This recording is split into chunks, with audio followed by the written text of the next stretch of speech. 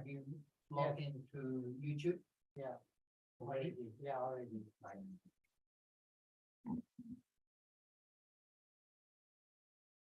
And if you just explain Okay, so on the that's right. that's all. And get rid of the pen, right? No, Click on chat on the bottom row. is that? Yeah. Click. There we go. Oh.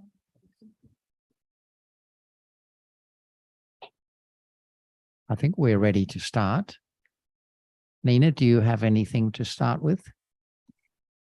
Oh, yes. I also have most of the questions and points of discussions here are about the difference between conventional notions and absolute truths.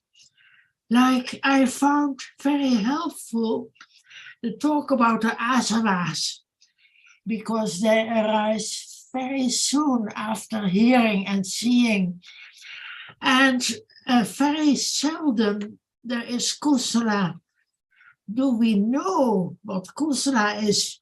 Because most of the time we take for kusala what is akusala.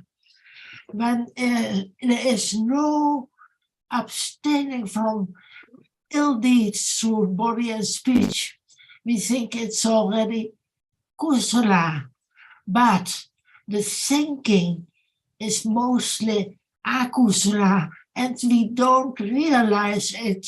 So I think that the explanation about the asanas is so helpful, because it reminds us that also thinking is mostly akusala, and it seems that we hardly know what is kusala. For example, we talked with Ajahn about thinking of our house. Thinking of our house seems very harmless, not akusala, but it can be akusala when we think that the house exists. But in reality, we are just dreaming. And this is not so easy to understand, because we think a house is so natural and we live in our house. But no, it is dreaming about something that does not exist and is gone immediately. And I think it's very helpful if Ajahn would explain again about the asanas. We can't hear enough.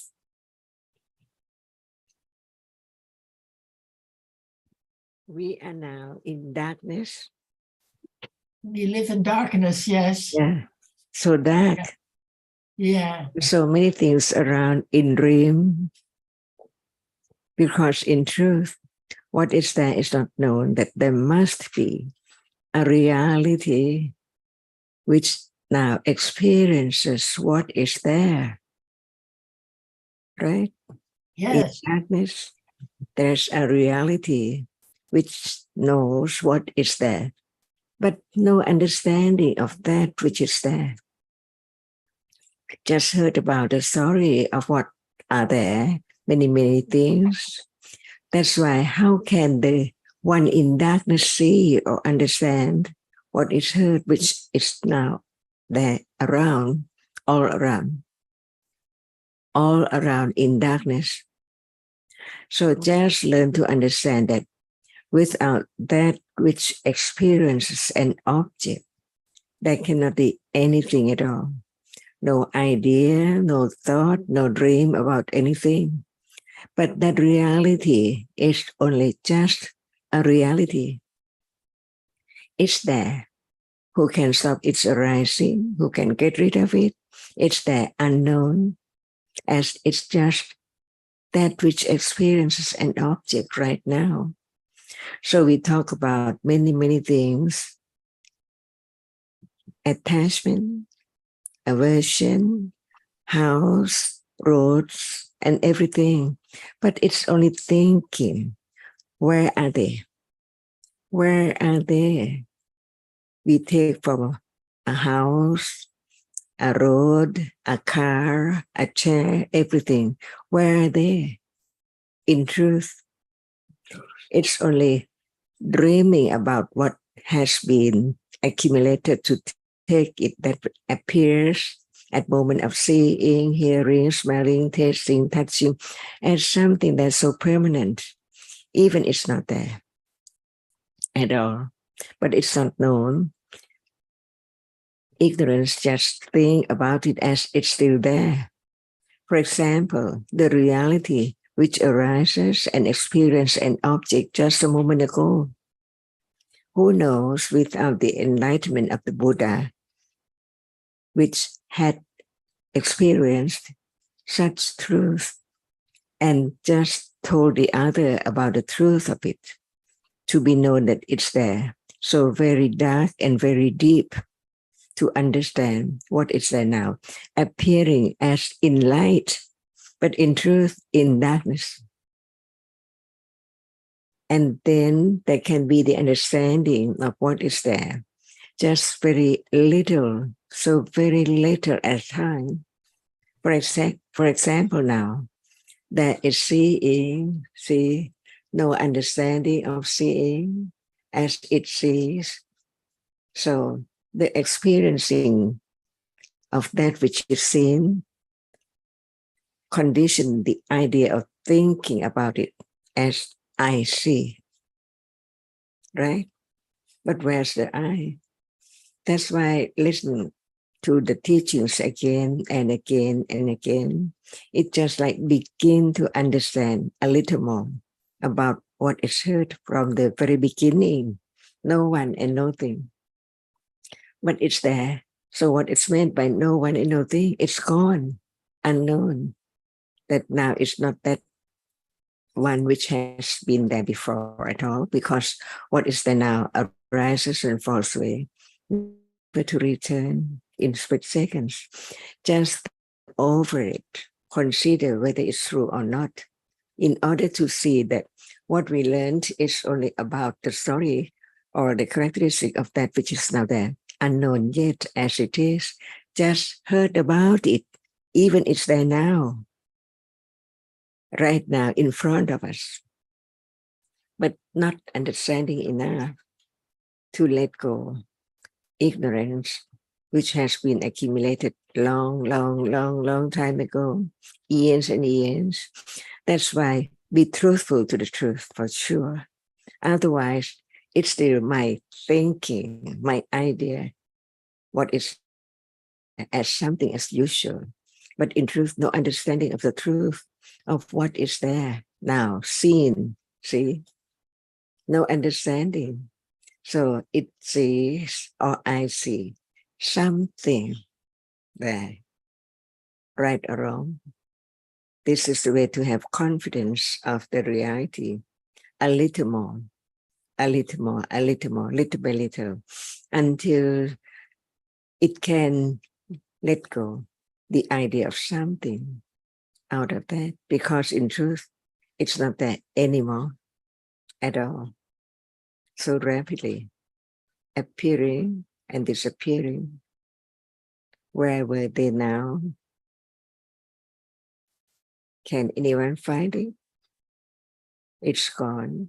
And even what is there now, it's not there anymore. And this is the absolute truth. But when there's no understanding, nothing to let go,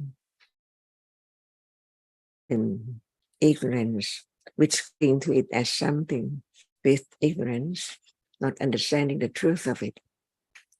So ignorance there, asava, added on and on and on and on and on.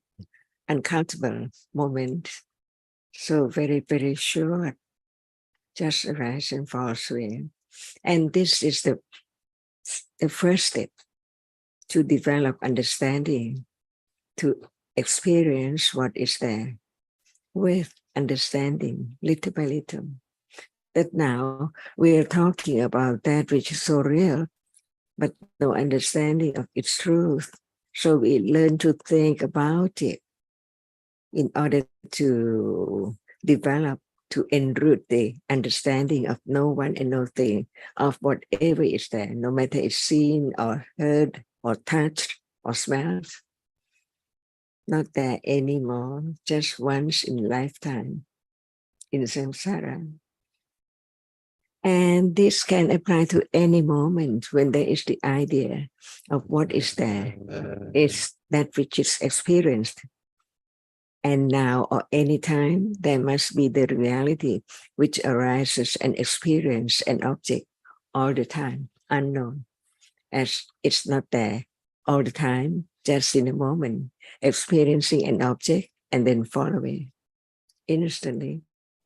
And this is what it's called samsara, endless traveling around eyes, ears, nose, tongue, body, and mind, non-stop.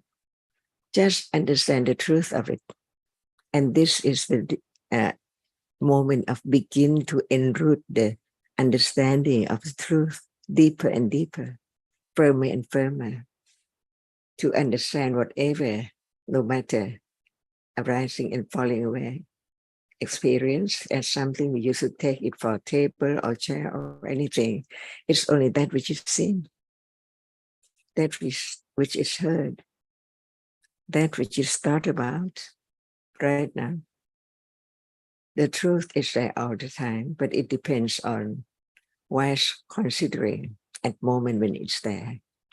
Whether it's wise enough to understand what is there which has been taken for something all the time, in truth is seen and then gone, never to return at all.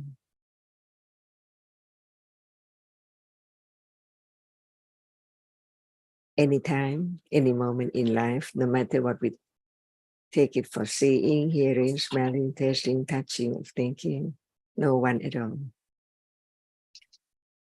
Is seeing permanent? Is hearing permanent? Is what is seen permanent? What is touched permanent? Not at all. But no condition to consider it. If there's no wise words about the truth to be studied carefully, it's there. No one, nothing can be done.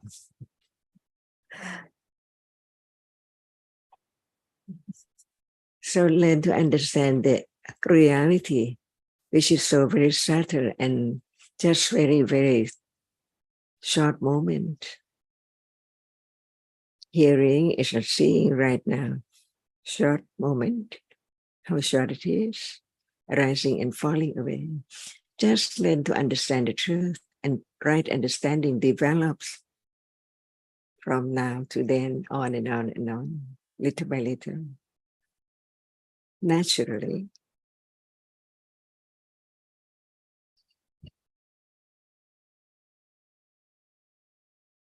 And listening to Ajahn, I picked up that one thing she was emphasizing was that when there's thinking, then that is the reality of the moment. And with the thinking, it's not the fact of thinking that is to be eradicated or reduced, but it's the unwholesomeness that accompanies. So you talked about thinking of our house with wrong view, and it is the wrong view that makes the thinking unwholesome. Without that, if there's thinking of house, the fact that one is thinking of something that, in your words, has gone already, isn't a problem. An issue isn't an issue, right? Because concepts will always be not about the reality of the present moment. The object of thinking of people and things, it will always be something other than having realities as object. But it's the nature of the thinking mind that is to be understood in due course.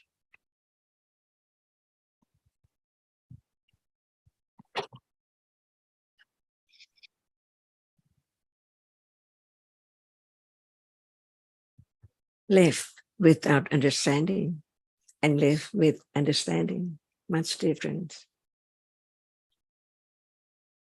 And that which is there now can be object of understanding of its truth. It's only that which is seen without any idea about its shape and form. No one there at all. But that which sees is there unknown from moment to moment, from the moment of birth to death. See, it's there. No one thing about it.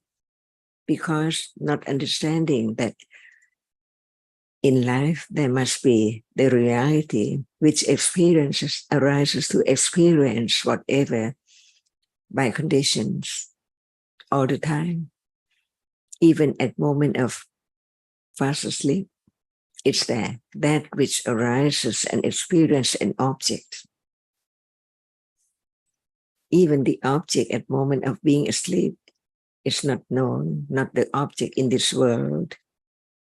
It cannot be known through eye, ear, nose, tongue, body, and thought or thinking or mind at all. But it's there, see. Otherwise, how can there be the idea of wake up and then experience, no matter it's sound or sight or what, from moment to moment in a day, and then fall asleep again, nothing again at all. So even the moment of the object appears or not the object appearing, there must be the reality which is there. Otherwise, how can there be a moment of waking up? There must be that which does not experience anything all the time. But no one can condition anything to arise.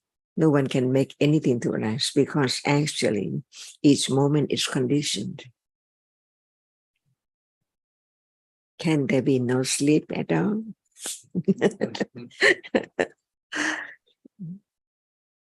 No hunger, no pain, no seeing, all by conditions.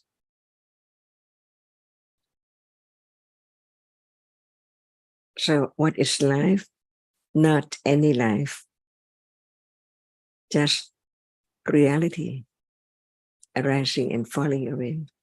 Not my life, not anyone's life. It's just moments of that which arises and experience from time to time, non-stop by conditions, years ago, and even in this life, and go on non-stop as long as there are conditions. Can sleep be with death? Impossible.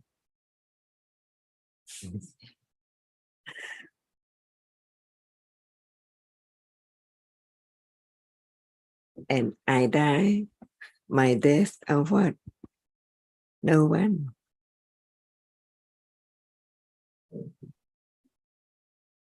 Is it true?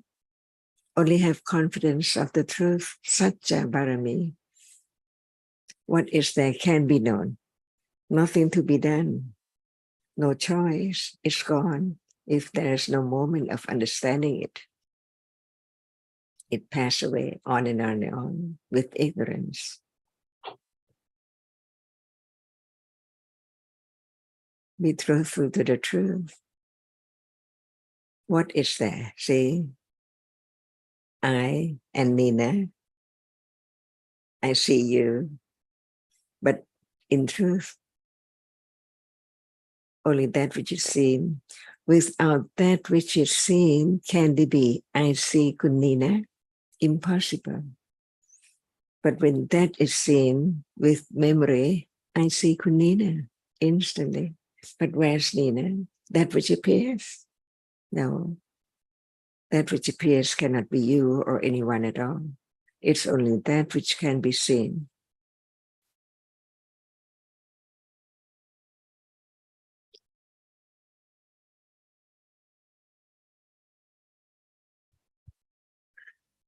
And when we ask what is there, the answer cannot be the asavas in this respect, that although they are arising, they are not appearing by definition, right, Nina? Asavas are the realities that are arising, the unwholesome mental factors that are arising, but not sufficiently strong to be apparent.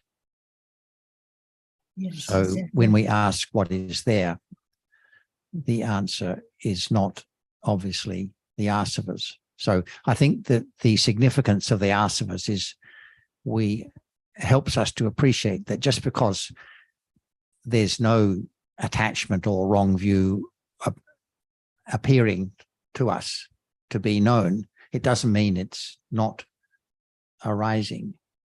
I think, yeah. But Yes. apart from that, it doesn't help us to to appreciate what is appearing at the present moment, does it? It helps us to see the danger. So dangerous. I'm not sure if that's not just thinking. We don't actually see the danger if the unwholesome mental factor is not apparent. But we don't have to think about things that are maybe arising but not apparent, because plenty of things are and apparent that can be understood, and that will include, of course, unwholesome mental states. But the object of the path, development of the path, is to understand them as they are, to see them as they are. But we learn about the asavas and they are not apparent, that is true. But it still helps, I think, that it's so dangerous not to know them, not to see them. And they are there, and they condition all akusala. So that is dangerous. Yes, as I say, I think it helps to know that just because they're not appearing doesn't mean they're not arising. But it doesn't help us to know what is appearing at the present moment, the reality of what is appearing.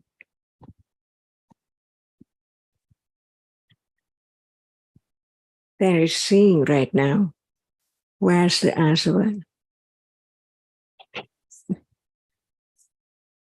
See, if there's no seeing, nothing at all, can there be asava? But now they're seeing. The question is, where is the asava? It's there before thinking about it. Right? It's there before thinking about it. How fast? Immediately, yes. Immediately. When Yeah. it's not Pawanka, there must be the chitta, which advert to that object, and then they're seeing, and the other moment conditioned by vipaka, because seeing just perform the function of seeing only in a moment. After that, there's no seeing, but the next moment share the same object, receiving the object after seeing sees. That is sampatichana, and then santirana, and then Vatama, 3 moments. It's there. So where is asava when they're seeing? It's there before the idea of anything. Already 3 moments after seeing. So when you say that, it helps to see that it's dangerous not to see it. Who? I? Or what? See? All around, there in darkness, the idea of self, the clinging, ignorance, and aswa, and further than aswa, after thinking about it, it's not aswa that shows up, that it's thinking. I'm thinking. Strong enough to take it to I'm thinking. But before that, after seeing, aswa is there.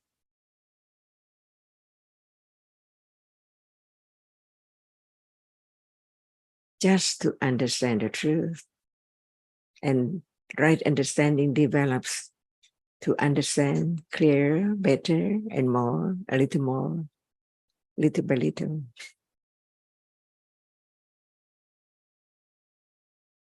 So just understand what is asava, not try to find asava to be known as an object. It's there.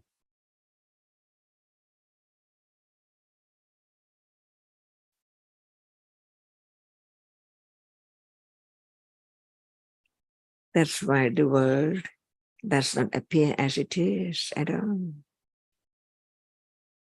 The world of right understanding of the truth and the world of ignorance, how can it be the same or appear the same?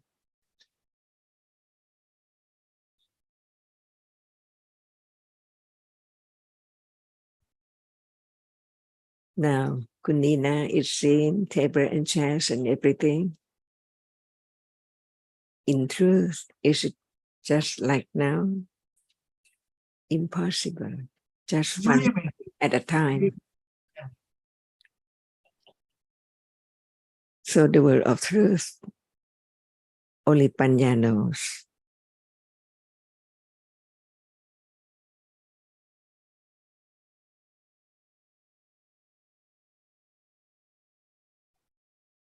Is there aswa now? So we listen to the word, to what the Buddha said, and then we can consider it.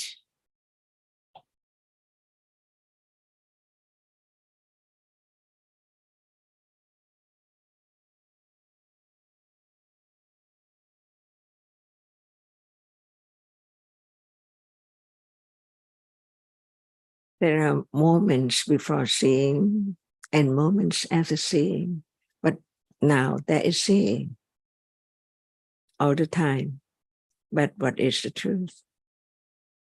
So we live in the world of darkness, of ignorance.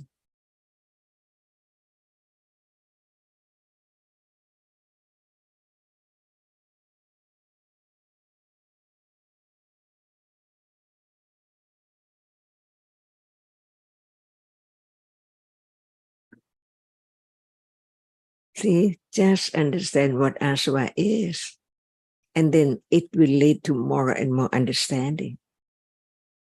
This is the beginning, the intellectual understanding about what is there. Is there asava while one is asleep? While one is sleeping? Is there asava?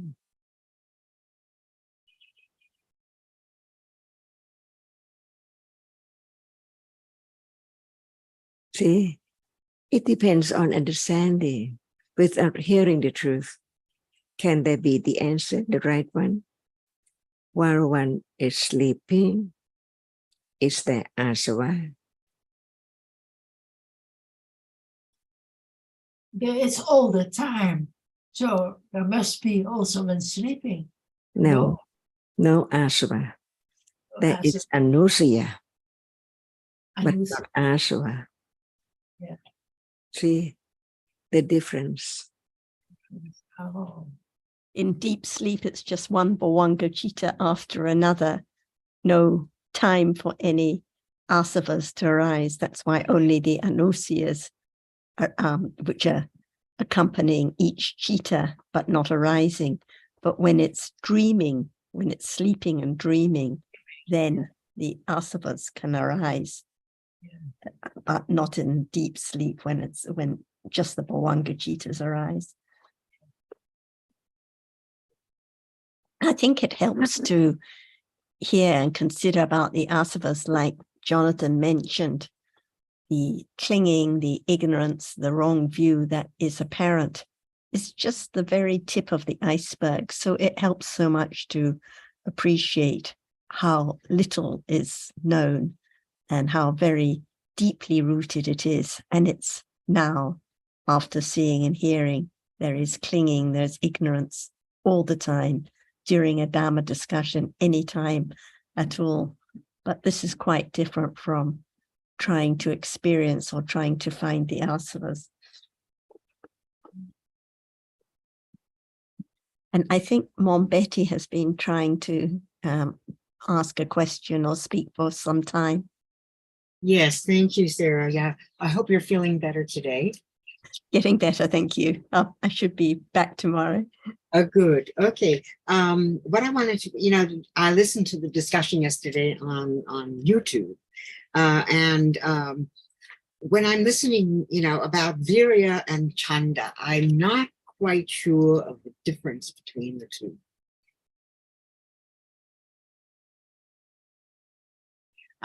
Can you address that, Sarah? Yeah. So there are different cetasikas. I don't know. Virya is effort or patience or energy, different aspects, and it arises with almost every citta except for 16 rootless cittas, ahetuka cittas, such as seeing, hearing, smelling, tasting, and touching, which don't need any virya to experience the object. So the virya, the patience, the effort, it arises with all kusala or akusala cittas, like now when there's kusala to listen, there has to be patience at those moments. There has to be wholesome virya with the kusala cittas. And when there is disturbance or annoyance, there's also virya. So different aspects of virya. Chanda means interest to listen, interest to go to the market, interest to try different kinds of foods.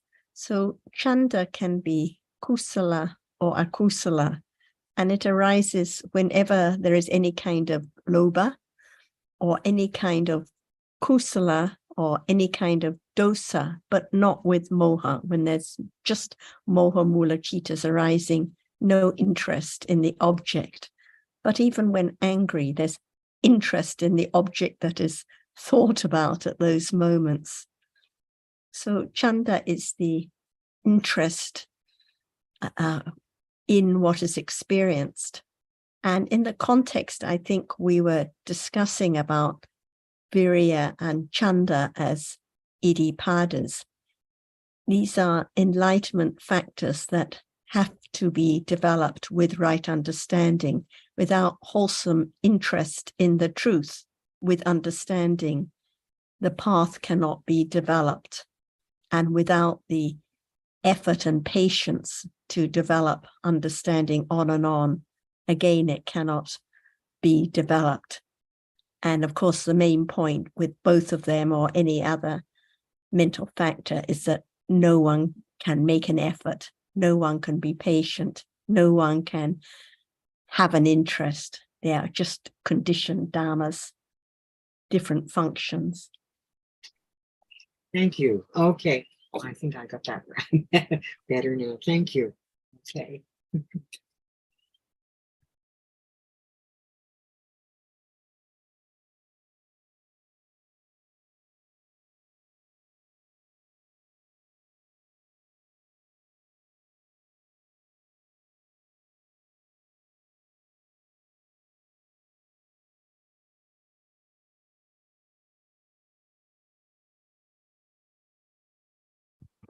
Is there virya to see? Is there virya to hear?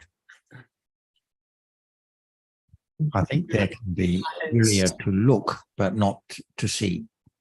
And virya to listen, but not to hear. And is there chanda to see?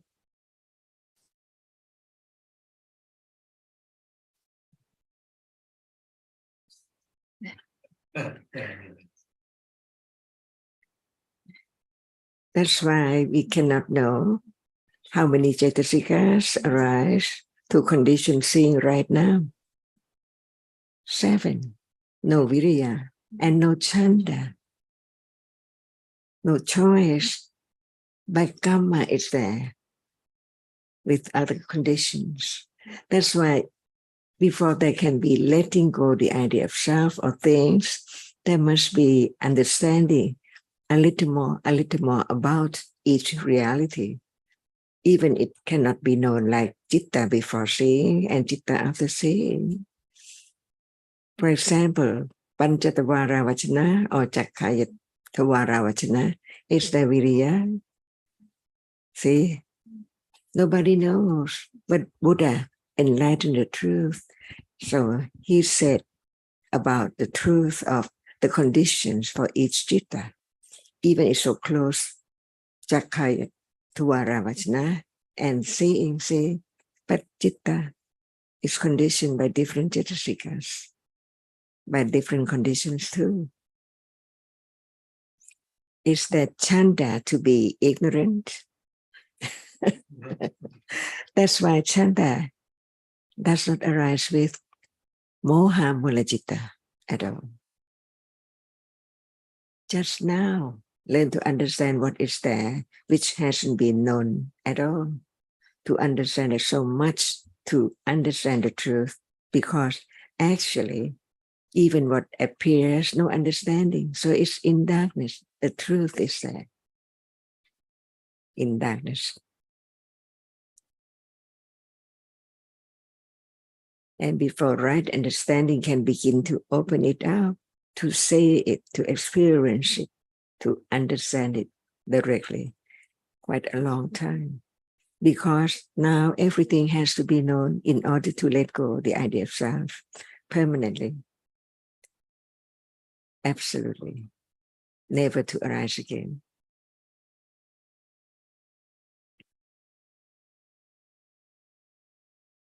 And at moment of seeing, it's not just trying or thinking about Chaitasikas, which arise with seeing. No need. But the characteristic of that which experience hasn't been known before.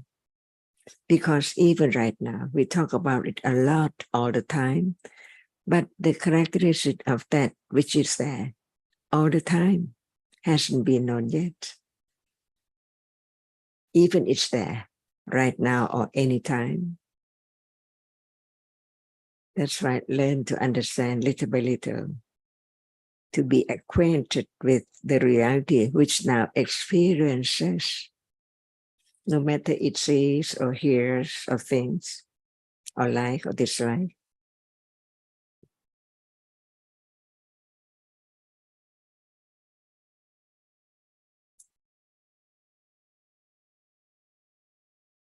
That's the way to understand the degree of right understanding at level of intellectual understanding, direct understanding, and experience it with understanding, like Vipassana Jnana.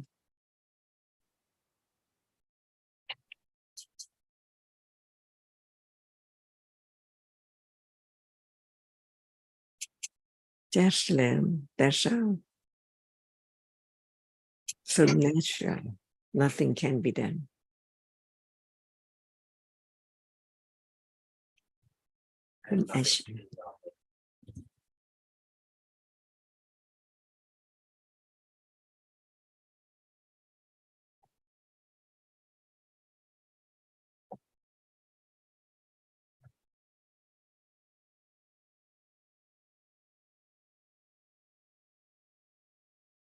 It's there to be known, and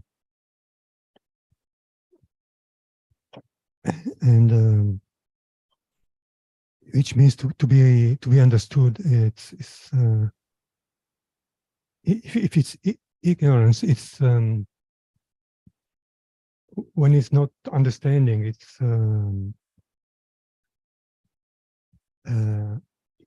because it not knowing, it's already there, so it's trying to get it is trying to make it there, or to have it, not knowing that it's already there, not knowing that it's as the trying as a reason already when trying, so that is trying is there. Thinking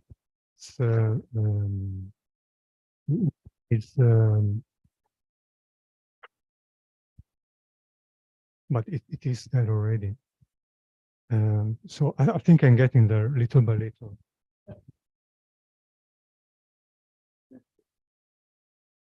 And there is the idea that it's not me or anyone at all, but the nature of the reality which experiences is so very, very deep. Even we heard about it, no one, not I, not me, not anyone. It's only that which arises through experience. But that nature, that characteristic, it's not been known as it is. Even it's just there now. So one can see how much ignorance accumulated. Even it now sees it's not I, it's only that which arises and experiences. But the idea of self is so very deeply rooted. That's why, how can it be less only when at this moment there must be condition from hearing and considering to condition moment of developing a little bit of that which experiences.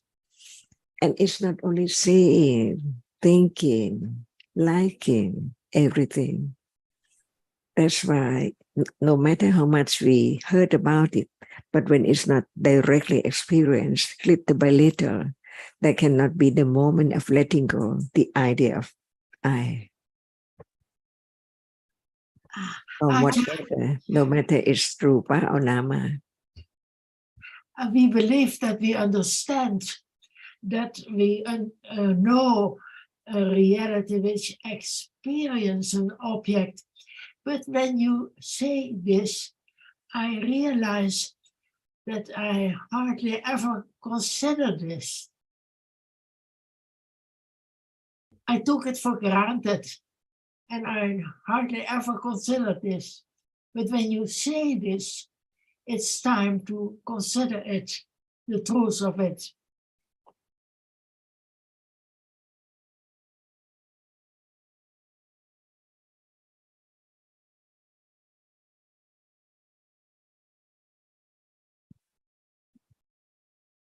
And this emphasizes, I think, Nina, what you're saying emphasizes that without hearing the Dhamma, there can't be conditions for understanding the true nature of realities. Yes. And also not hearing once, twice, but many, many, many, many lifetimes. Yes, because I'm sure Ajahn has mentioned this before, even though for Nina, she doesn't remember. I'm sure you have heard it, Nina.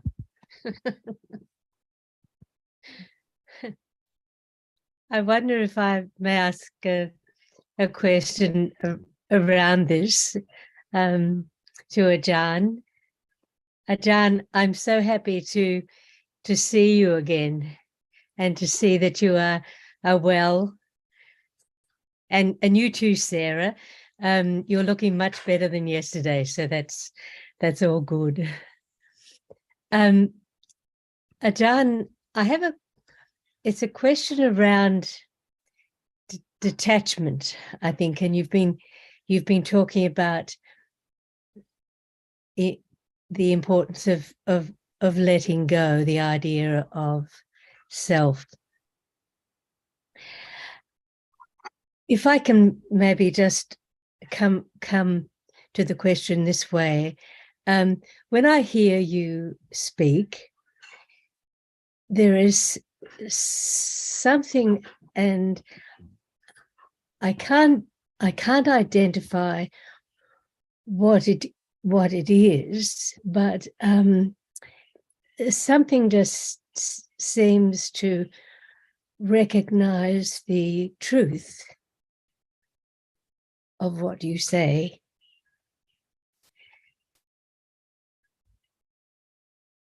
And that recognition comes with a certain sense of comfort, of like feeling comforted by hearing what is true.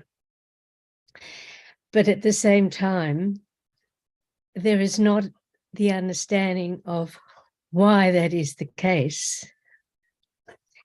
And then it also, so it becomes, that's on one hand. On the other hand, it becomes clearer and clearer, just as Alberto said, that the understanding happens so gradually, just little by little, as you so often say. And so my question about is really about, given the brevity of this lifetime, and the conditions that restrict understanding in terms of our tendencies and accumulations.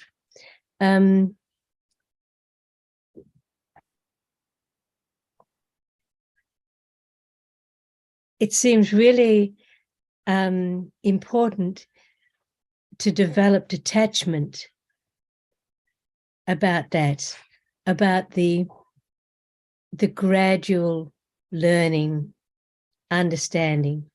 So I wonder if you could say something about that detachment, that central,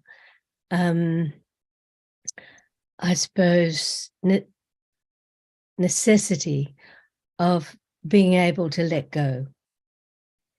Not by anyone, but only panya now, understanding, let go, because it understands. So we cannot imagine or we cannot measure how much understanding has been developed. But the moment of being, moment of understanding gradually about this and that, little by conditions, not at will. When it's there ready, it's there unexpectedly. So now we just talk about the truth and we don't know when time comes, what moment is the understanding of that reality, as we have heard, just like that, by conditions, unexpectedly, anatta is more and more confident of anatthaness, of right understanding now, will condition moment of understanding of that degree. Later, we don't know when and how, but it has to be understanding. Only. That's the way to get closer and closer to realize the truth of this moment, because it's so close. But why cannot it be known as it is? Because not enough understanding to let go. The let go is at moment of experiencing anything as I, not just the reality which just experienced yet. That's why it takes quite a long time for Khanti to develop with Virya and Satya to let go. No other way at all. That's why beginning to understand the path, the very subtle path leading to understanding with realization, not just doubt anymore about what is there now. What is there now as it is disclosed. When panya is there, experience it. When panya is there, experience it.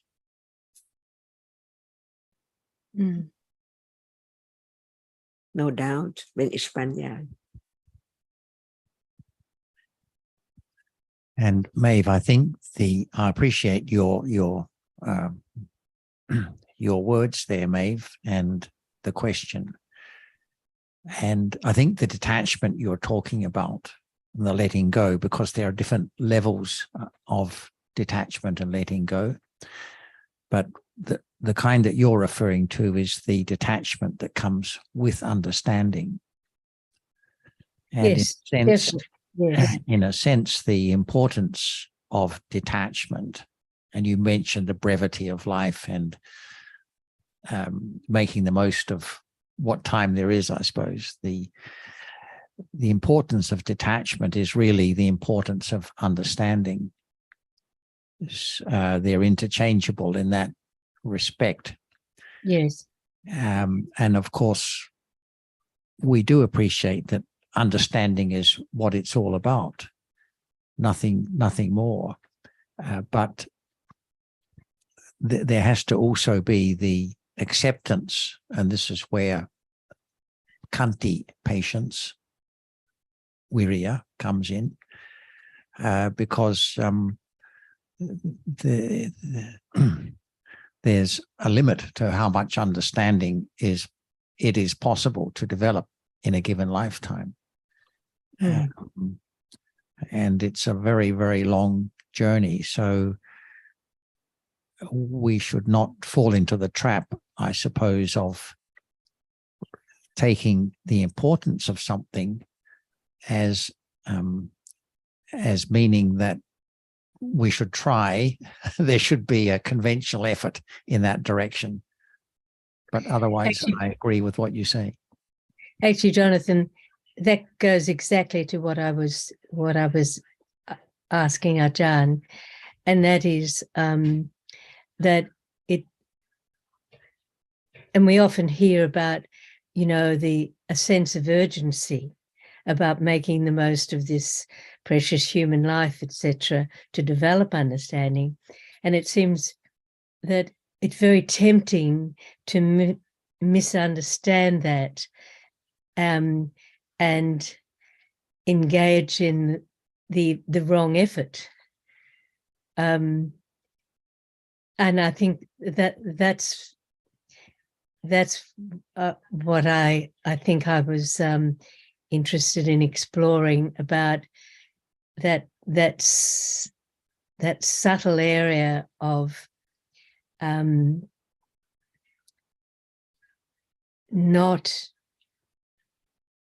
I suppose, resisting that, or maybe renouncing it, that the temptation to try a whole variety of approaches to try and get there quicker, for want of a better description. And what you said about that, the need to be patient, it also seemed that a certain detachment around that is necessary but elusive. I think that was where I was headed with that. And in the absolute sense, the brevity is just this moment, because what we think of as this lifespan is just a conventional life. We talk about 80 years or 90 years as this lifespan, but actually in the deepest sense, life is just at a moment and then gone. And the seeing now is conditioned, the hearing now is conditioned, the thinking now is conditioned.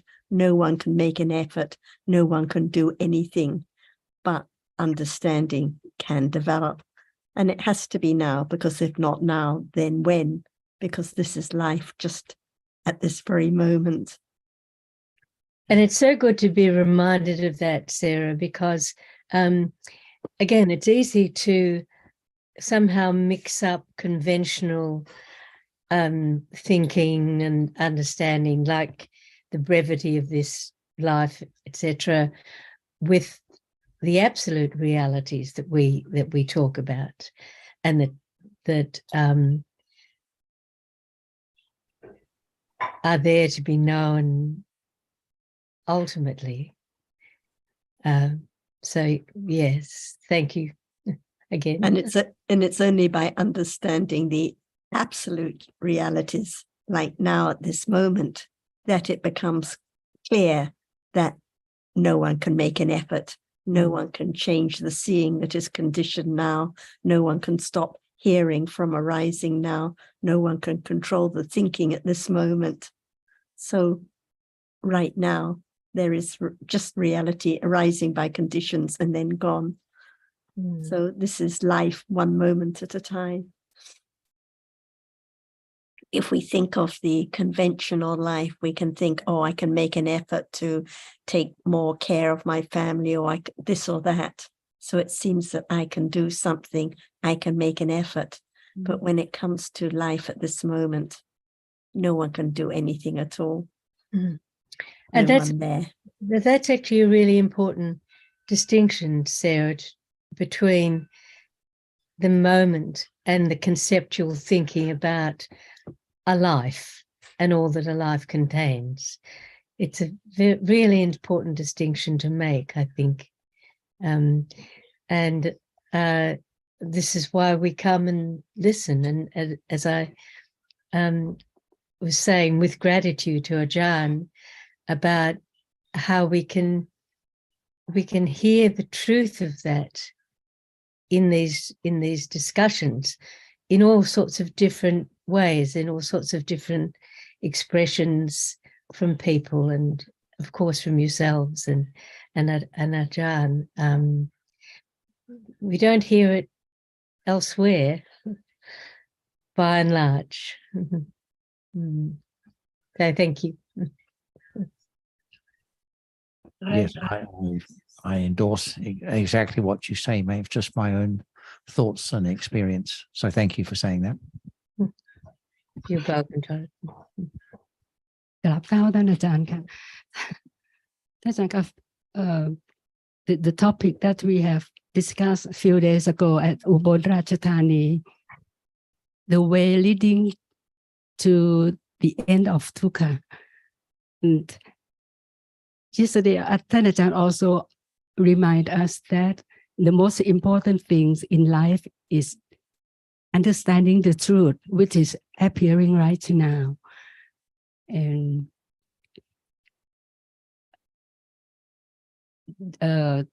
you see, right now, the truth, only the truth which arise and fall is real. It's Dhamma. It's not self.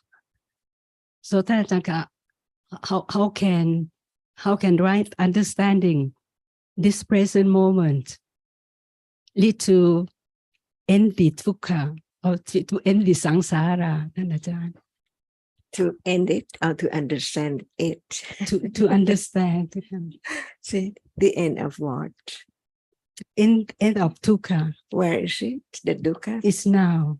What is dukkha now? The dukkha now is the Dhamma, the reality which arises and falls. Gone. Dukkha Gone. And arise again. Yes. So end of what? End of the arising of reality.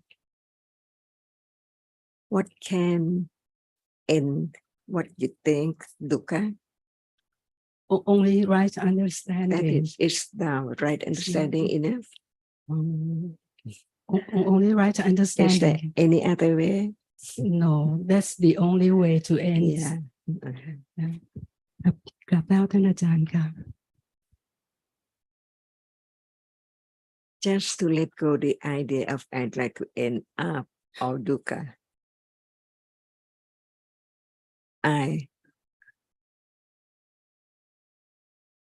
Can we truthfully say we want samsara to end? Or are we just quoting something we've read?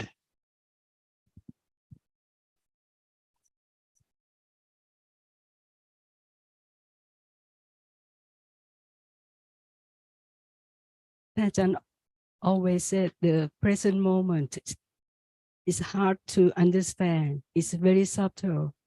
And earlier I wonder, because the present moment is, Ajahn always remind us, is very important things in life to understand the present moment, which is arise and falls all the time. So only the right understanding can lead to end the dukkha. That the Buddha said only the eight Arya Magga and the right understanding is the first of the Magga. So only the right understanding can lead to end the dukkha. Thank you.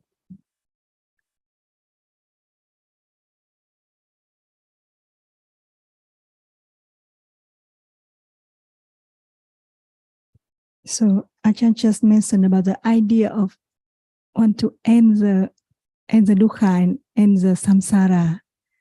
It means that it's already there, or it's deeply behind the thinking.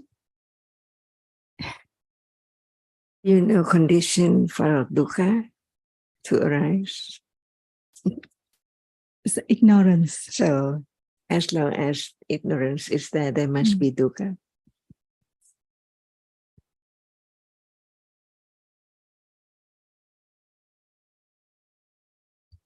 How can that idea end?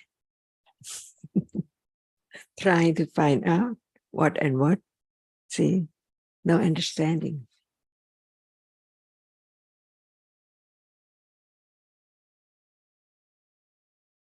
But the truth is there now. Understand the truth as it is.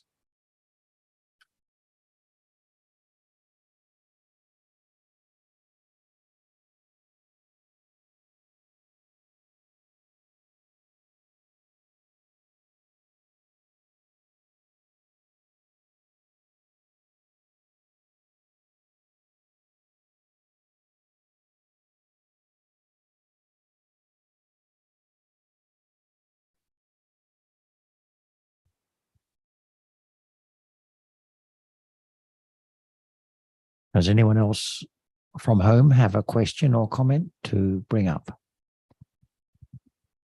I do, but I don't. Oh, I am. Can you hear me? Yes. Yes, we Okay. can hear you. Please go ahead. Okay. Sawadika Kamajan. My question is about Jitta Vipalasa. And I'm wondering why it's Jitta that's the Vipalasa and not the Jeta seekers that arise with it, because Jitta arises and experiences an object and then falls away. So why do we say Jitta Vipalasa and not, I can kind of understand Sanya Vipalasa and Ditti, but I don't understand why Jitta is Vipalasa. Can Sanya Vipalasa and Chitta is not Vipalasa?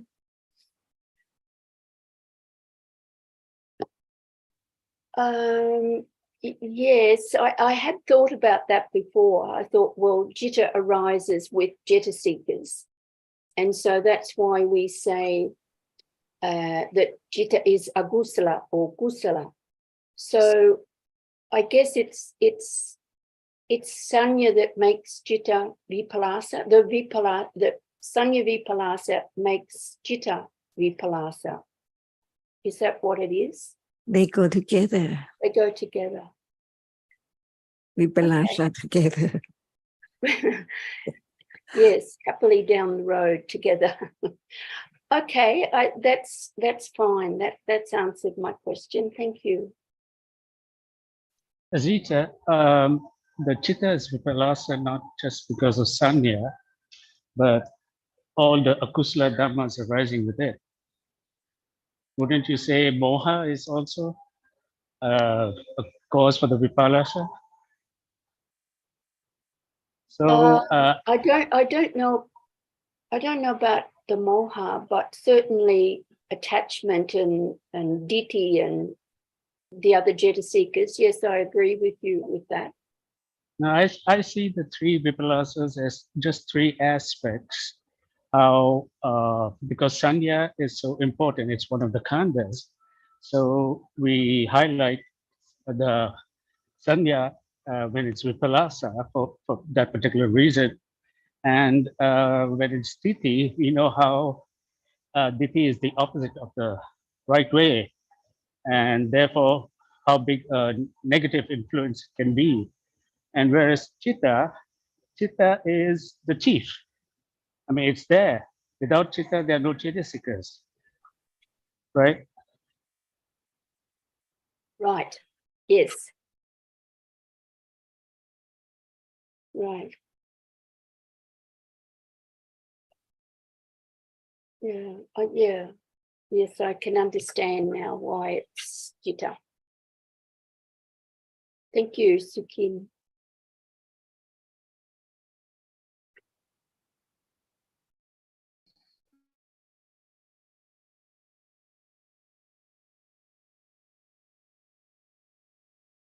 Word Tera in Theravada, Tera means understanding, means panya. Can you talk about the word, the second part of the word Vada? In Theravada, the word Vada means one who speaks the truth. The Thera is of confidence in the truth. So when he speaks about the truth, it is Theravada, never change.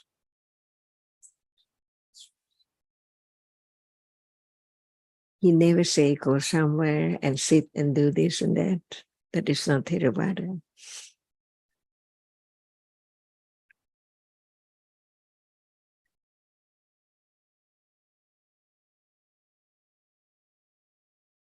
Sure. What you were saying about the meaning of Tera. You said Tera means, as Ajahn explains, means firm, like in Tirasanya, the same firm means firm, Tera, firm. What you're asking about is Theravada. Theravada. Yeah. Theravada.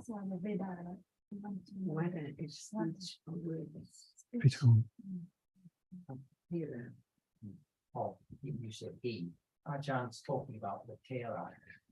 Is equivalent, Tera and Tira.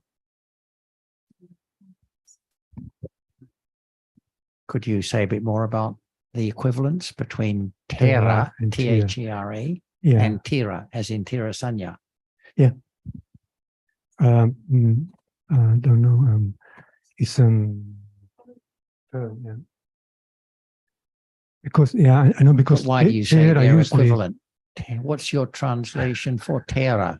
Yeah, I know. Usually it's been translated as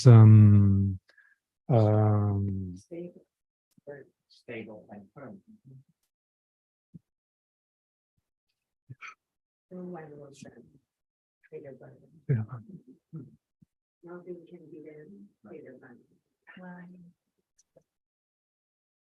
Alberto, I think Tira is in Tira Sanya is different spelling, T-H-I-R-A.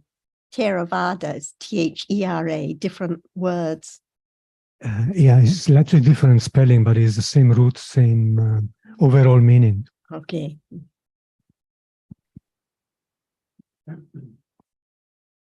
How would you translate the expression Theravada?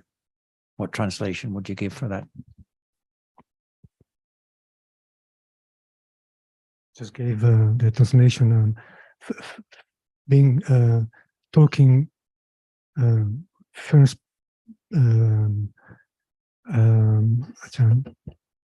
Firm understanding of the truth. firm enough. Anatta, sunyata, the meaning of it, the truth of it. Try this, do this. Is that Theravada?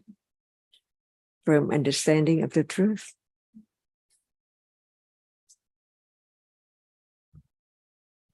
Or So not just any understanding, but has to be very firm understanding. Yeah.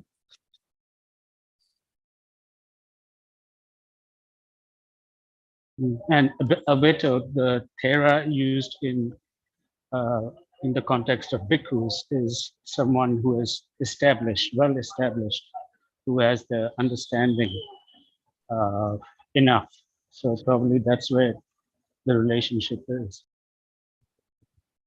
That's right. Yeah, firmly established in the teachings. Yeah. Thera. Thank you, John. All depends on understanding, firm truth. Mhm.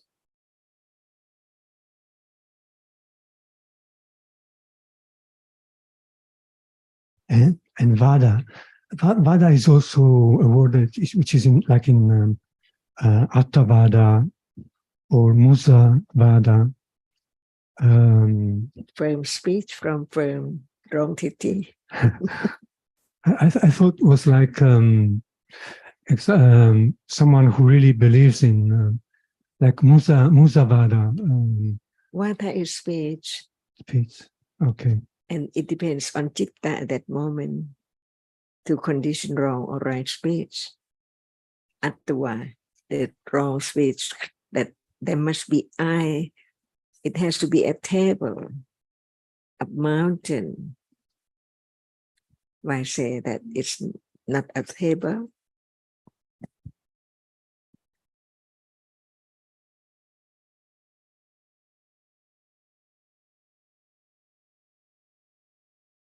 No, I, firm, Thera Vada. And there are words about anatta. Some is anatta and some is not. See, not Theravada. Sorry. It's not just the word Theravada. It's like bhikkhu after 20 years is a Thera. After 20 years has been ordained is a Thera, but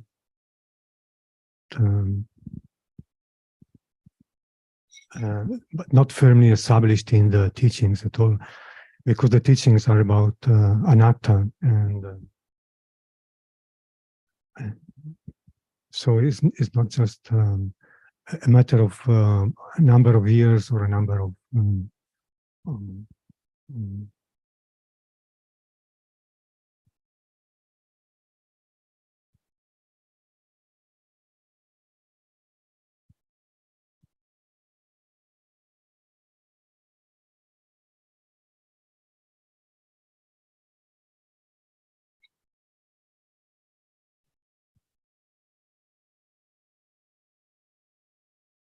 so maybe we don't realize it. Sometimes we can be Attavada instead of Theravada. On citta at that very moment, right or wrong understanding.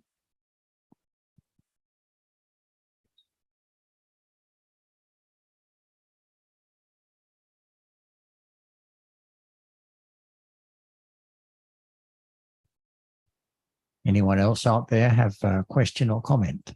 Maybe Carmen, any follow-up from the other day? No? Not yet, thank you. No. So what is the most precious moment in life?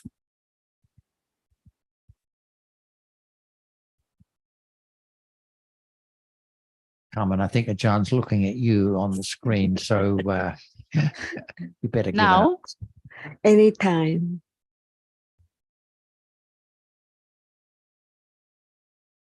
To be truthful, the most precious moment in life,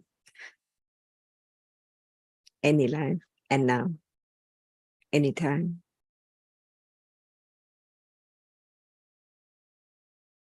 Among all conditioned realities arising and falling away, what is the most precious reality? This moment? Akusala moment? No, not necessary. No. No. But a wholesome moment. Yeah, that's precious. That's why Panya, right understanding, is the most precious reality in all conditioned realities arising and falling away. And what is right understanding? It understands rightly, correctly, truthfully of what is there now as it is.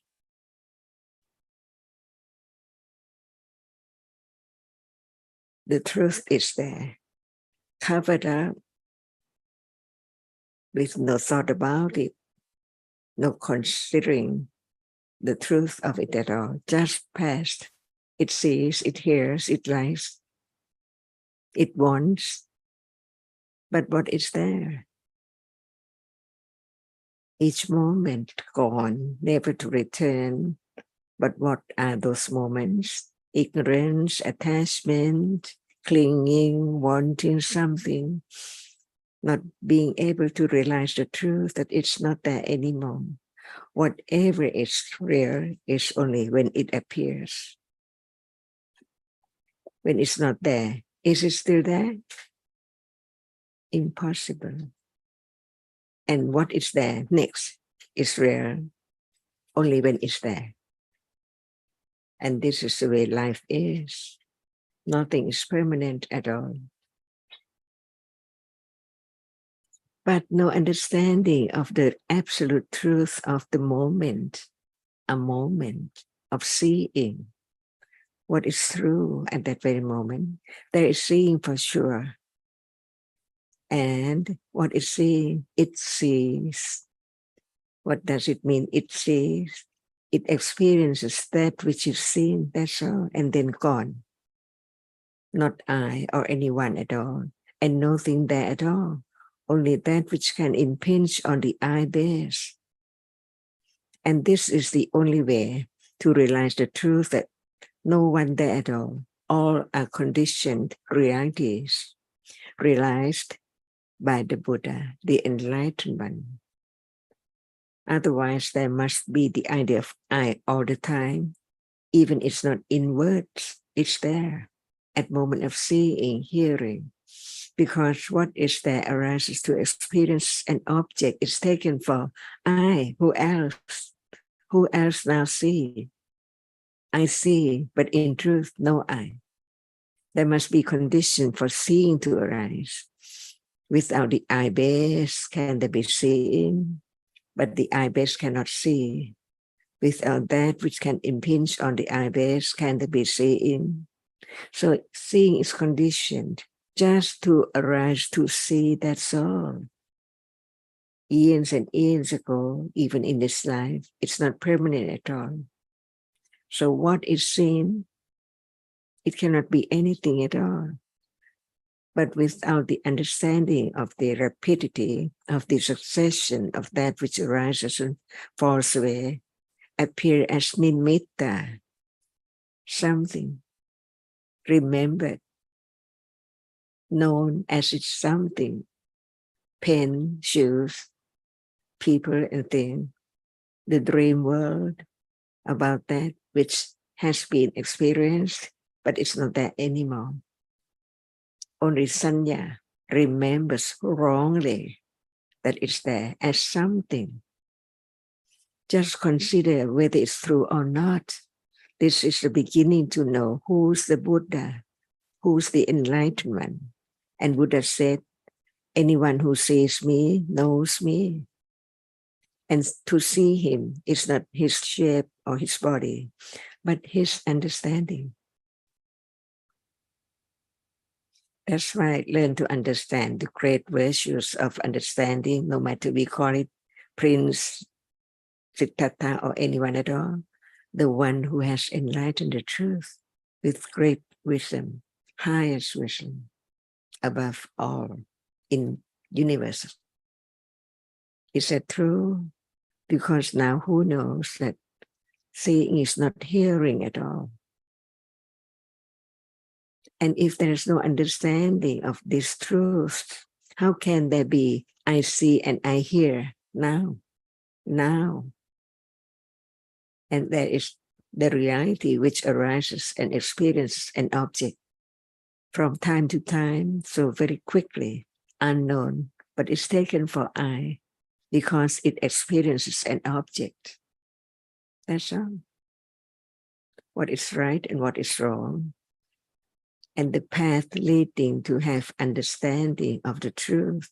It's moment of understanding each word about the truth of what is there now, whether it's true or not.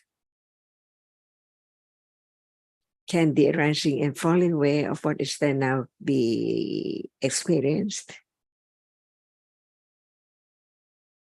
Not now, but since it's so true, Satya, to be truthful to the truth, will lead to not be interested in anything else, only to understand the truth. The truth of what? Of seeing, of hearing, of thinking, of liking, of aversion, whatever is there. It's there because it has conditions for its arising and then gone instantly, never to return. So how can it be anyone or anything when it's not there anymore? Is it true? The impermanency of whatever arises. That's all. The breaking world each moment is a world. True or not? The breaking world, I Yeah. didn't, is The world is breaking. in moments. Breaking up, falling apart. So falling away, as in falling away. What arises falls away. It breaks up. Okay, thank you. Can I ask one question? Because nimitta, are they only concepts? Or because if I understood it correctly, Jan, you said like the nimitta that makes it a table, etc. Or nimitta, that's totally wrongly put, but let's keep it easy. Is nimitta, can it only be concept, or can also the Paramattha Dhammas arise as a nimitta? I cannot hear you. What is nimitta? Is there now nimitta? Yes, but I don't know, but I'm not realizing it in the moment, but yeah, I think there is. So we have to understand what it's meant by nimitta. Picture? Yeah.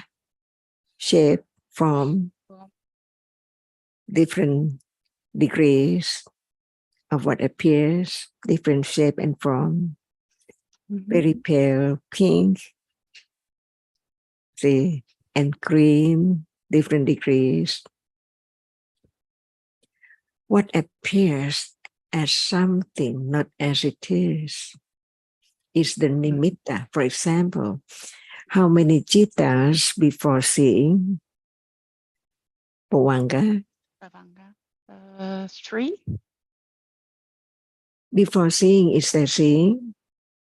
No. Is there seeing before there is seeing? In another sense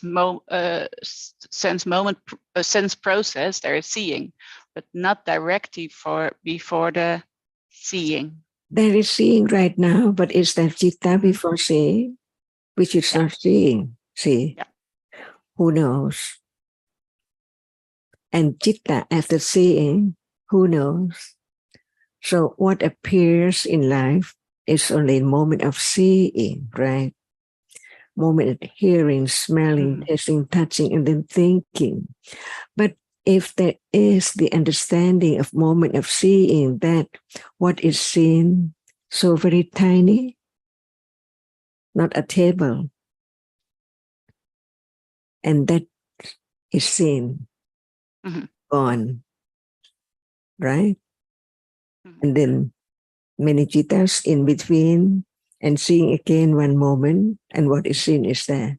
So rapidly, it's just like we just put the print and the pencil on the table, a dot, only one dot, no shape, no form, no nimitta to be taken for a bird, a cat, a pen, a plate at all. But when it's there so very rapidly, what is seen now, many people, and what is there in truth in a moment, because life exists only in a moment only. Seeing is seeing. At that moment of seeing, no hearing, no thinking, nothing at all. And is that true? Is that life? Is that not permanent?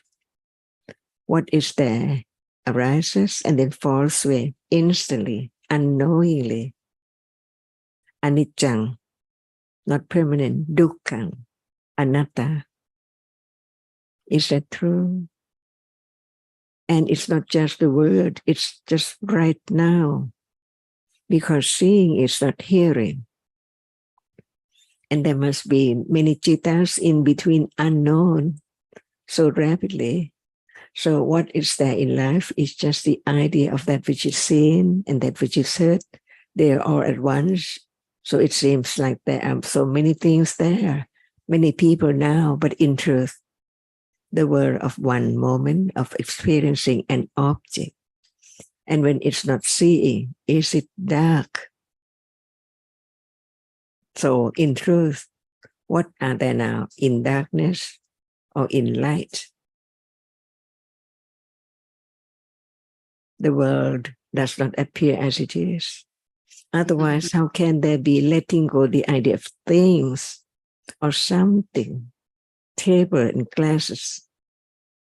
Now, see, just now. But in truth, it's not anything at all.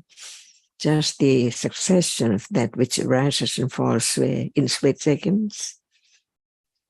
Condition the idea of something as soon as one opens one's eyes.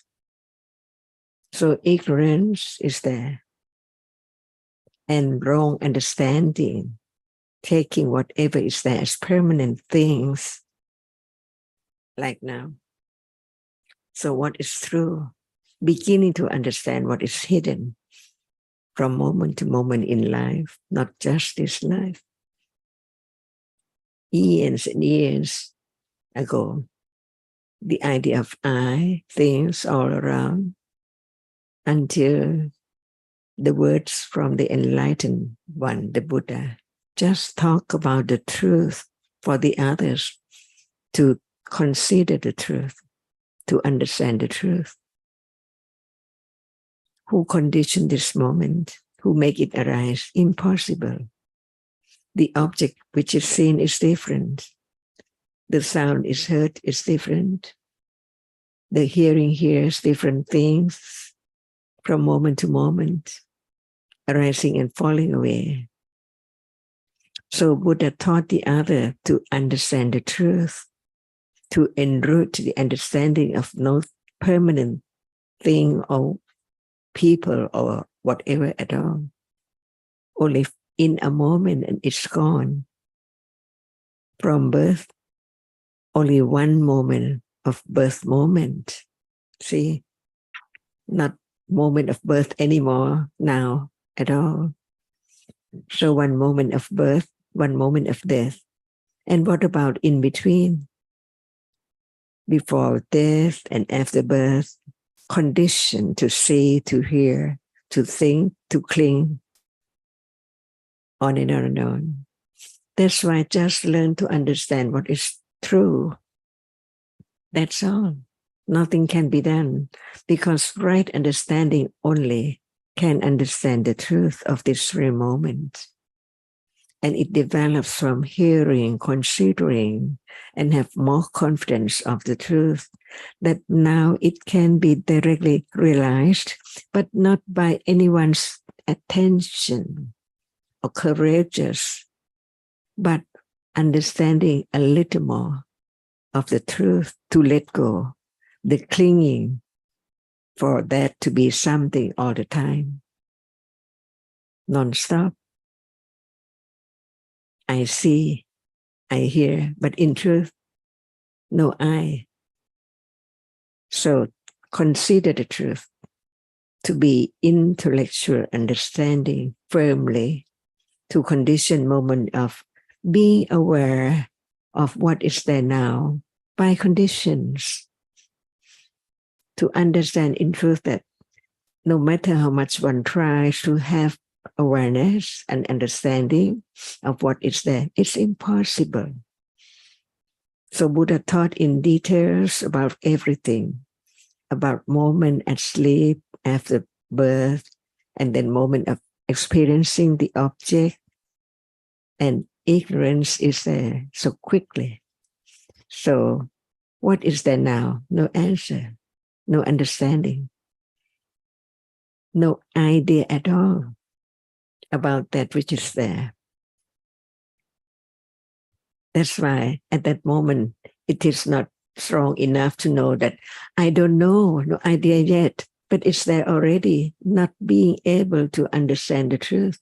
Asava is there. Even right now, it doesn't need to say, to speak out, I am sitting, but the idea, I am sitting, see? Unknowingly, because of asava, the dasava, I is there. So very quickly. So the moment of sleeping, the moment of seeing, the moment of hearing, all by conditions. And Panya understand what's right and what's wrong. What is the path to realize the truth of this moment? Not ignorance and attachment to the self so strong that it tries so hard for the self to understand the truth. Impossible. That's why one has to be so truthful to the truth. What is there is as it is. That which is seen now is not the seeing. What else is there at moment of seeing? What else? Unknown. Cetasikas are there. Whatever does not appear cannot be known, but it's there. That's why in life, from birth, so many, many moments of attachment, aversion, pleasant feeling, painful feeling, and so on, unknown as they are, just when it's there by conditions. Never come back, never return, never arise again. That's why the words of the truth, just to understand what is there in life which hasn't been known before. That's all. The truth is underlying, hidden in darkness. So what is meant by the moment of experiencing an object is so different. The moment when it sees is different from the moment when it hears. The seeing cannot hear, and the hearing cannot see. So what is there now? The seeing, the hearing, no one there at all. And without the firm confidence of the truth, even at level of intellectual understanding, it cannot develop higher to begin to be aware of the truth of a reality right now. And without direct understanding, can it appear as it is? Because it's gone. Now, everything. What appears as the world is only through seeing, hearing, smelling, tasting, touching, and then thinking, no matter in heaven or hell, under the water or so on, as long as there are realities which experience an object, it has to arise and experience and then gone. Nothing to be taken for people, animals, or anything at all. And this can be known because it's there now. So it depends on considering at moment of hearing wisely the truth is as it is. Nobody can change it all. Begin to have more confidence of the truth, to condition moment of understand what is there now when time comes. When conditions are proper to condition such moment, thinking about no understanding at all, and then after hearing, there is something different from what used to be in life in a day. Seeing, liking, doing something, no understanding of anything, of the truth of any moment at all. And now begin to understand what life is, a moment of experiencing an object. So different from moment to moment by conditions. Ignorance is there. I see, it's no I, it's only a reality conditioned to arise just to see, and then gone. And this is the Ariya Satya, the Four Noble Truth. The first truth is the impermanence of whatever arises, falls away. No one at all, no way, no other way at all. But it doesn't say that one person dies, it's Ariya Satya, a table breaks, Ariya Satya. It's not that. It's the absolute truth that can be known directly. For example, there is hardness now appearing, no attention, no awareness, no understanding of it. But it's a reality. It's conditioned. It cannot be a table. It cannot be my finger. It cannot be a shoe or anything. The truth of it is that it's hard, that's all. And it can be experienced only at moment of touching it.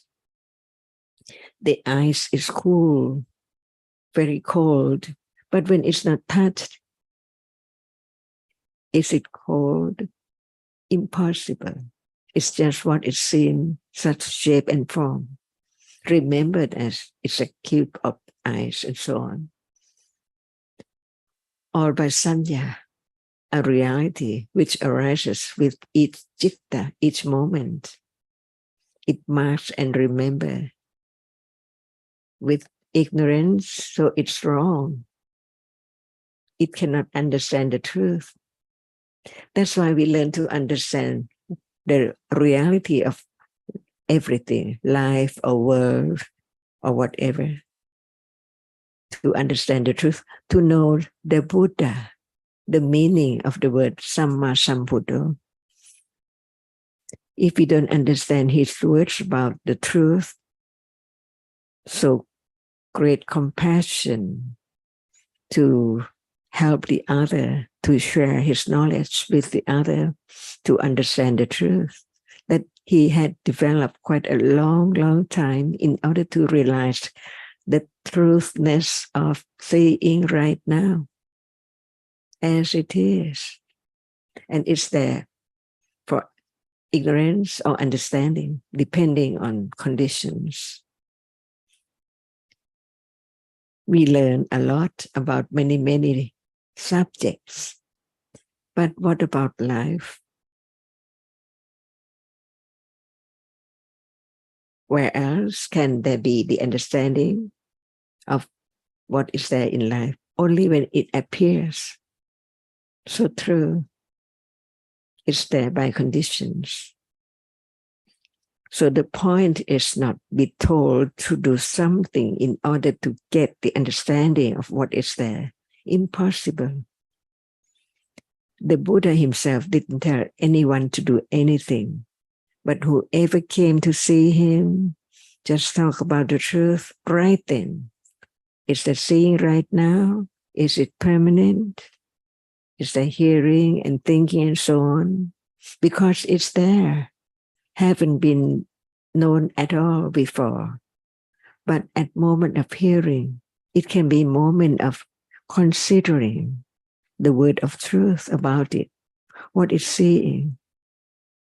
It's that which arises. If not, there is no seeing. And it arises just to experience that which is seen, which has impinged on the eye base. That's all. And then gone, all gone. This is the only way to develop right understanding, to let go ignorance of whatever in life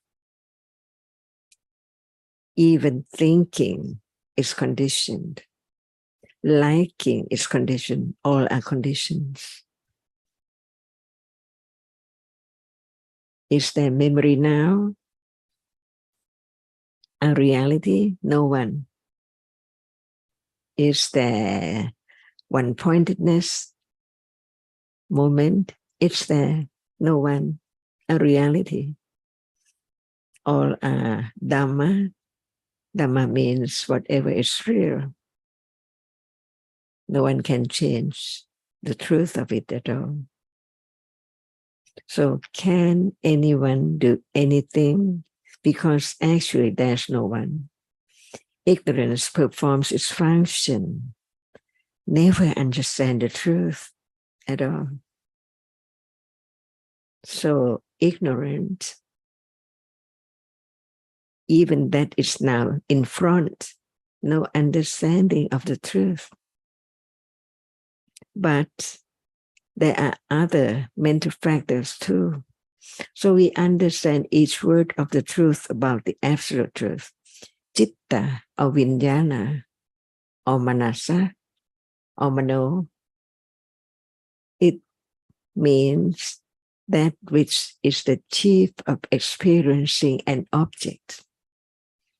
And even the word the chief, what does it mean?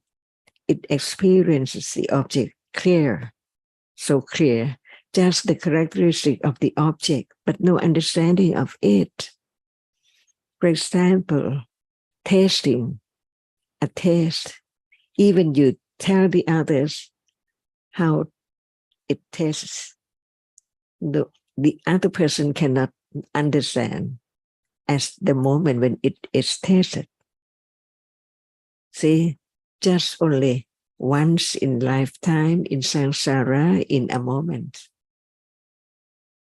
So the word of truth can be studied in order to have more understanding developed little by little, to be able to understand the truth of what is there now appearing as it is, because now it does not appear as it is at all. It's there permanent, but actually arising and falling away. Otherwise, how can we live and think that we know Buddha, we listen to him, when there's no understanding of what is there now, that he taught everything to be understood. So what is not known can be known after hearing the truth. So what is meant by bhavana, see, not meditation. It's the development of understanding. For what? To understand the truth as it's now so true. But ignorance cannot understand it at all. But learning to understand, seeing right now, it's not far away at all. It's so close, so close. Nothing is as close as citta. In other words, hataya. The innermost of everything is here. Every thought or idea is here. Seeing here, hearing here, smelling, tasting, touching, thinking. The whole world and everything, the universe are here. And the truth is that it's not that anymore, never to return. And this is the way to understand anatta-ness. Not anything, not anyone, no one at all by conditions. Is there attachment now? See, if Buddha didn't teach about the truth, kamasava, see, clinging instantly to what is seen. What's it? See, clinging to that which is seen as something, no matter it's the sound or the smell. What is it? Is it something in it? What is it? Taking it for something instantly because of ignorance, thinking that it's still there to be known, but in truth, Whatever is there is so short. But it does not appear as it is. That's why we learn to understand that where we are, what the idea of I. From nothing, it's there with ignorance and attachment and wrong understanding. In darkness of ignorance.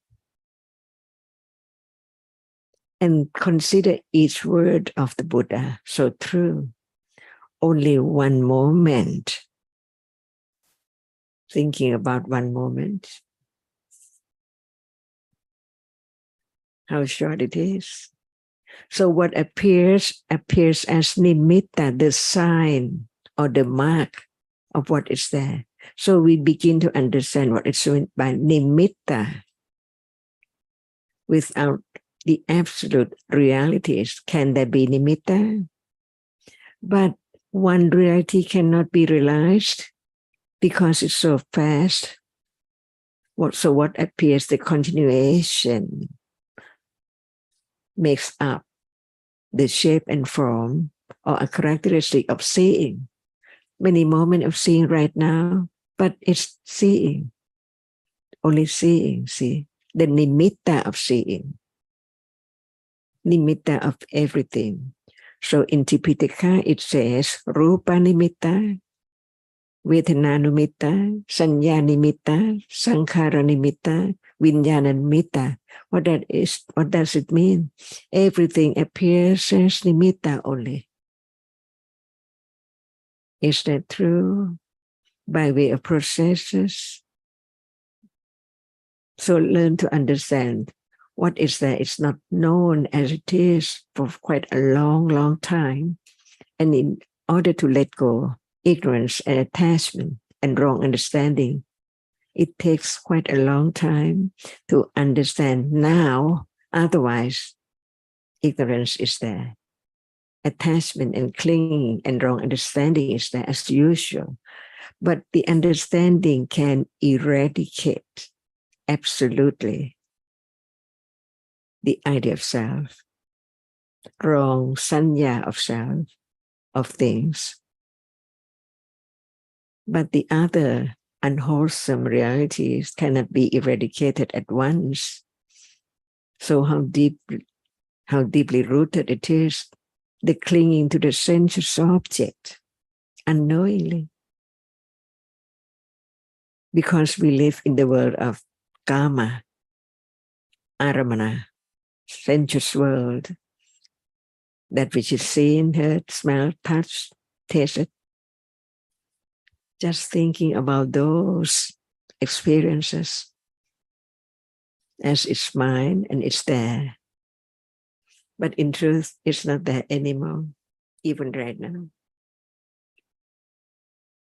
So the understanding develops little by little, stage by stage. Without the understanding, even intellectual understanding, there cannot be higher understanding of the truth. And it has to conform with the truth, one reality at a time, as nimitta. So no doubt about the words of the Buddha when we read Tipitaka. But without understanding, who can understand the word about nimitta, about sankhara, about Ariya Satya, about Dhamma, about Panya, about the development of Panya? See, no understanding of the word Bhavana or Samatha or Vipassana at all. Just take it for granted. It seems like I understand that, but it's not the understanding of what is there. So is it understanding when it's not the understanding of what is there now? So no matter where one is, in hotel or in one's room or anywhere, anytime, surrounded by different realities all the time, in darkness, not understanding the truth of it. So the word of truth is the light just begin to understand what is there, one by one, little by little, while there are so many things in darkness right now. Is there other way to understand what is there? Because it has to be now.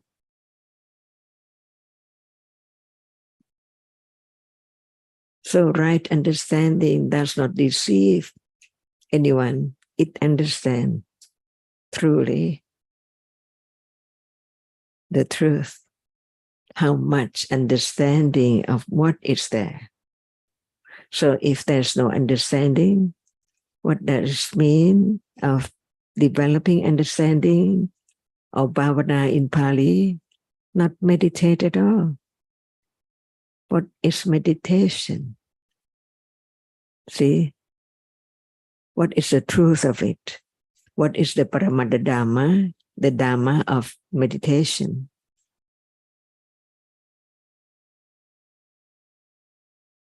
To be truthful. Is that a question? Or? What is meditation? What is meditate? Or meditate?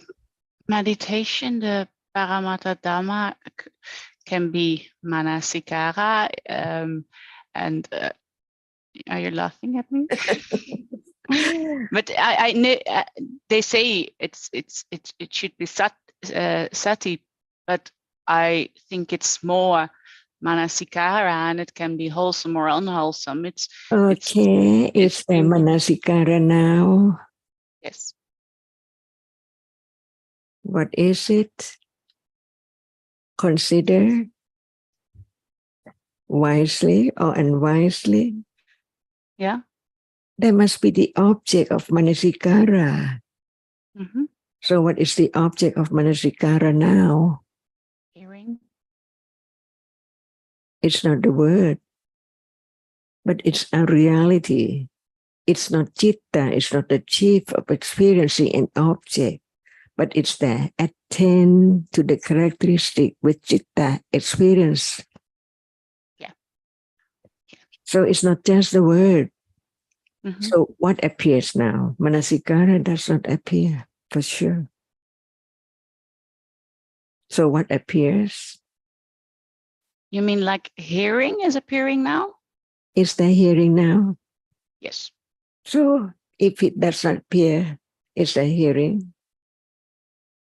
Sorry. If hearing does not appear, it doesn't hear, is there hearing? No. See, so when one says it's hearing, there must be a reality which hears. And manasikara arises with hearing as well. Yeah. It attends to the word or the sound which is heard. Otherwise, it cannot be known what is said. But the meaning, what's the meaning?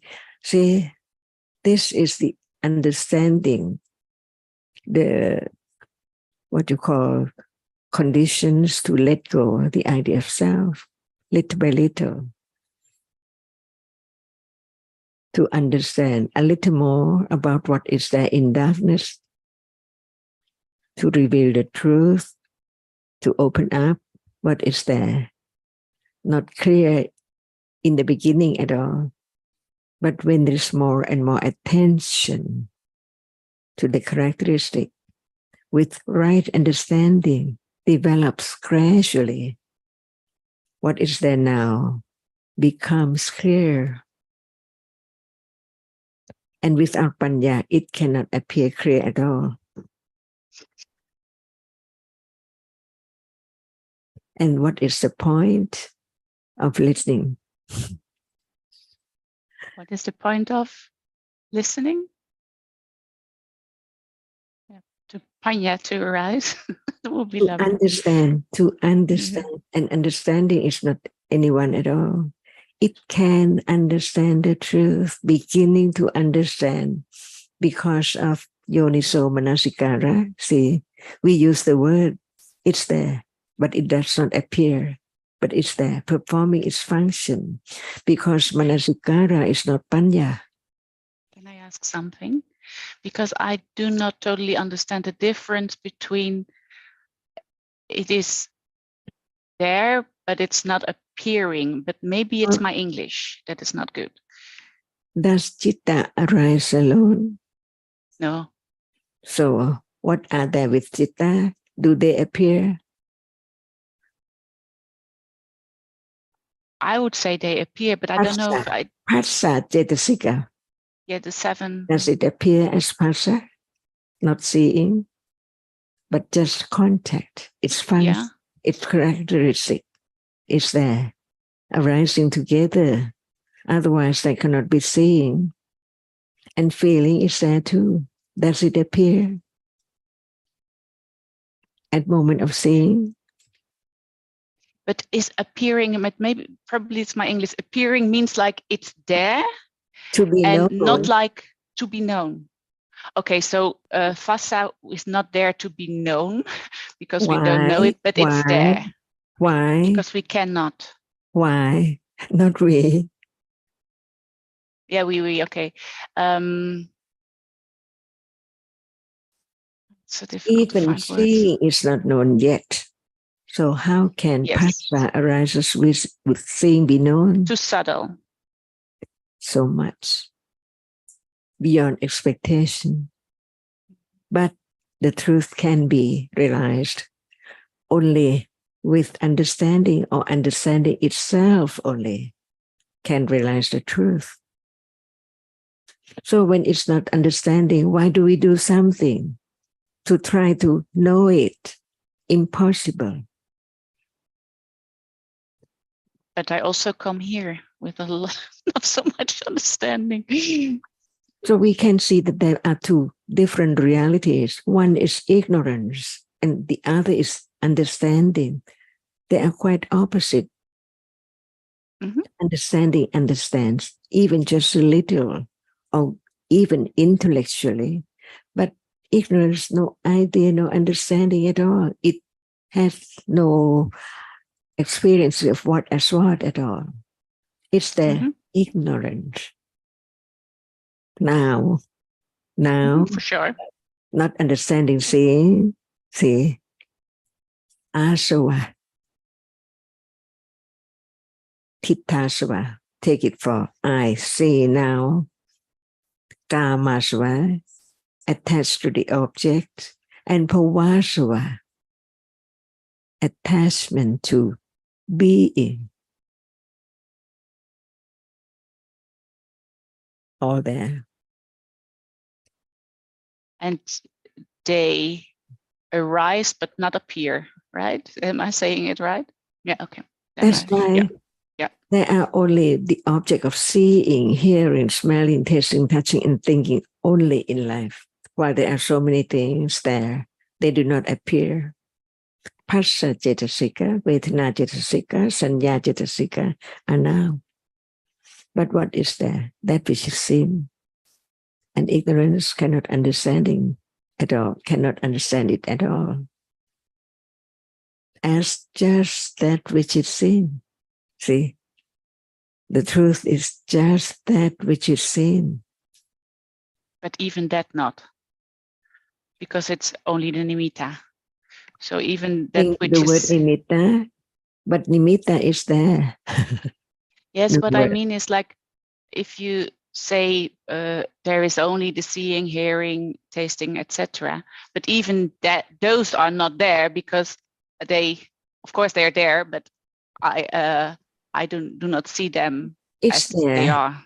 It's there as shadow or nimitta. Yes. Yeah. Of that which arises and falls away in split seconds. Mm-hmm. Is this true? Can Panya develop a little more? I hope so. Firmer. Otherwise, why do we listen? Yeah. So the most precious moment is understanding the truth.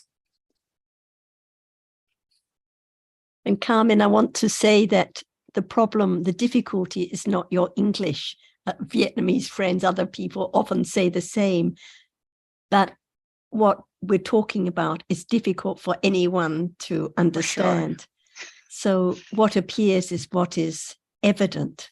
Phassa arises, but it's not known.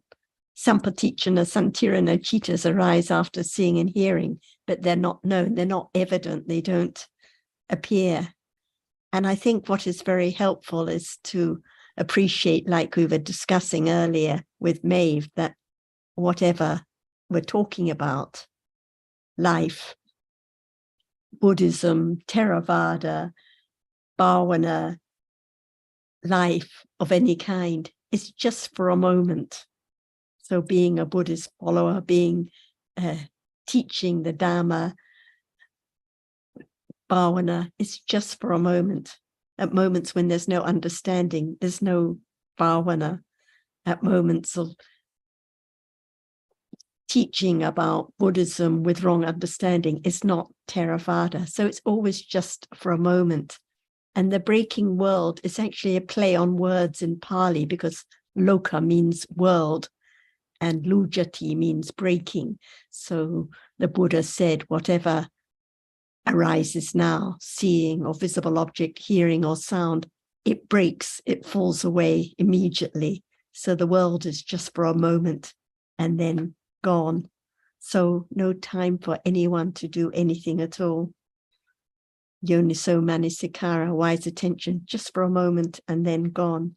Next moment, wise or unwise.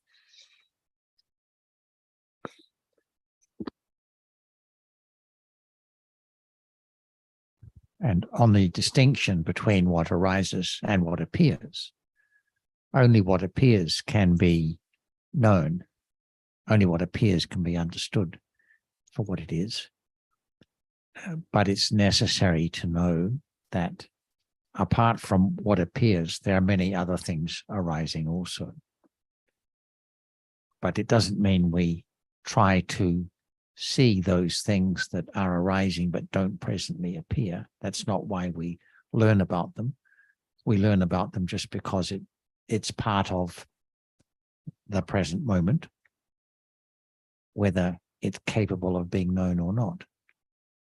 And what is important about the present moment, because you said in answer to Ajahn's question at the very beginning, the most precious moment in life is now, right? And That's what I said, yeah. Yeah. Why is now the most precious moment in life? That's the only thing there is.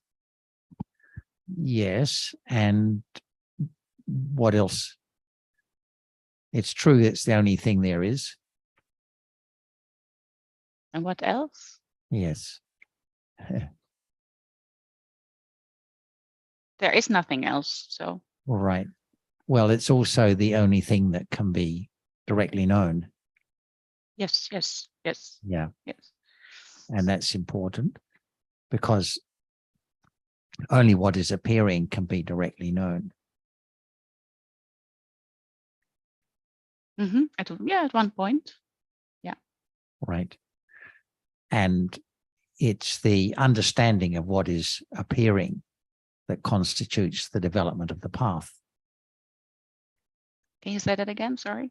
It's the understanding of what is appearing at the present moment that constitutes the development of the path that leads towards enlightenment. But nothing to be done. And nothing to be done. But the point is that, one more point, if we have the idea, and a lot of us do somewhere, if we have the idea that that the opportunity for knowing about the world will be better at another time or place or in other circumstances or situations, then it's a barrier to understanding it now. Because we have the innate, somewhere there's the idea that, okay, if only things were different from what they are, there'd be more opportunity to understand the present moment. And that's the big hindrance to developing the path at any moment.